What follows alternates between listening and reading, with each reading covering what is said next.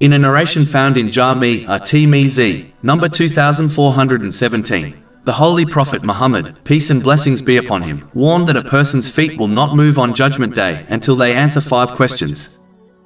The first is about their life and what they did with it. This refers to the time given to a person. A Muslim should understand that death often comes at an unexpected time. A Muslim should not assume they will reach elderly age, as many die before this occurs. In reality, no matter what age one reaches, everyone admits that their life went by in a flash. A Muslim should not believe they will obey Allah, the Exalted, such as attending the mosques for the congregational prayers when they reach elderly age, as this is wishful thinking. Even if one reaches this age, as they were too engrossed in the material world during their life, the change in their environment will have little positive effect on their character and obedience to Allah, the Exalted. A Muslim should instead utilize the time they have been granted, instead of delaying by obeying Allah, the Exalted, which involves fulfilling His commands, refraining from His prohibitions, and by facing destiny with patience according to the traditions of the Holy Prophet Muhammad, peace and blessings be upon him. The one who behaves in this manner will use the blessings they have been granted in ways pleasing to Allah, the Exalted. This will ensure they obtain peace and success in both worlds, irrespective of how long they live. Chapter 16 and now, verse 97. Whoever does righteousness, whether male or female, while he is a believer, we will surely cause him to live a good life, and we will surely give them their reward in the hereafter according to the best of what they used to do. But the one who fails to utilize their time in the correct way will find that they waste it on vain things, which prevents them from obtaining peace and success in both worlds, as they did not use their resources in ways pleasing to Allah, the Exalted. Chapter 20 Taha, verse 124.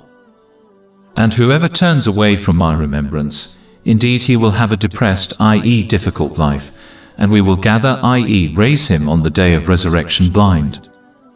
Failing to use one's time correctly will also be a great regret on Judgment Day, especially when they observe the reward of those who utilize their time correctly.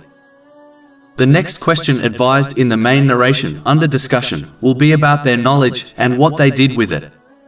It is important for Muslims to strive to acquire useful worldly and religious knowledge, and more importantly, act on it in order to fulfill their needs and the needs of their dependents, according to the teachings of Islam, and in order to obey Allah, the Exalted, and fulfill the rights of people correctly. The one who remains ignorant or fails to act on their knowledge is unlikely to achieve success in either worlds. A person will only reach their desired location when they first find the correct path and then journey down it. But if a person fails to locate the correct path, meaning obtain knowledge, or fails to journey down it, meaning act on their knowledge, they will not reach their desired destination, meaning success in both worldly and religious matters. Useful knowledge which is acted upon leads to all good, whereas misusing knowledge leads to trouble in both worlds. The third and fourth questions people will be asked on Judgment Day are about their wealth specifically, how they earned it and how they spent it. Firstly, Muslims must ensure that they only obtain lawful wealth and avoid doubtful or unlawful wealth.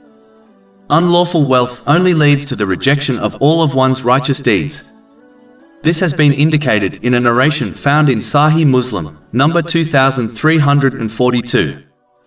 If one's foundation is based on the unlawful, then everything coming from it will be considered unlawful and therefore rejected by Allah, the Exalted. The same way the internal foundation of Islam is one's intention, the external foundation of Islam is obtaining and utilizing the lawful. A Muslim is free to obtain lawful wealth and spend it on lawful things, such as fulfilling one's necessities and the necessities of their dependents without waste, excessiveness or extravagance. Wealth can become a great blessing for a person in both worlds when it is obtained and spent correctly. But if it is not, it will become a great regret for them in both worlds.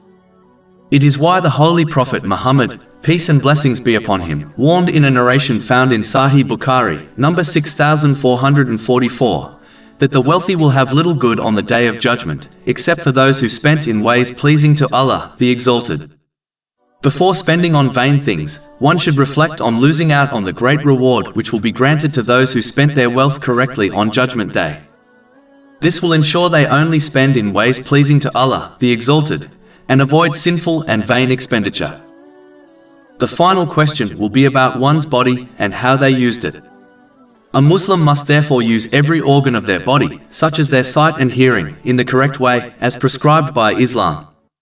This is true gratitude, and therefore leads to further blessings. Chapter 14 Ibrahim, verse 7. And remember when your Lord proclaimed, "If you are grateful, I will surely increase you in favor." One must ensure they avoid evil and vain speech, as the latter will be a great regret on Judgment Day, and as it often leads to evil speech. One should speak what is good or remain silent. In addition, they must use their physical strength in ways which are pleasing to Allah, the Exalted, before they reach a day when they lose it, and are no longer able to perform righteous deeds. It is hoped that the one who uses their strength in the correct way will be supported by Allah, the Exalted, during their time of weakness. In fact, the one who uses their good health correctly will be granted the same reward when they fall sick, even if they do not perform the same good deeds anymore. This has been advised in a narration found in Imam Bukhari's Adab al-Mufrad, number 500. Finally, a Muslim must keep their physical and verbal harm away from the self and possessions of others, as this is a sign of a true Muslim and believer. This is confirmed in a narration found in Sunnah and Nasai, number 4998.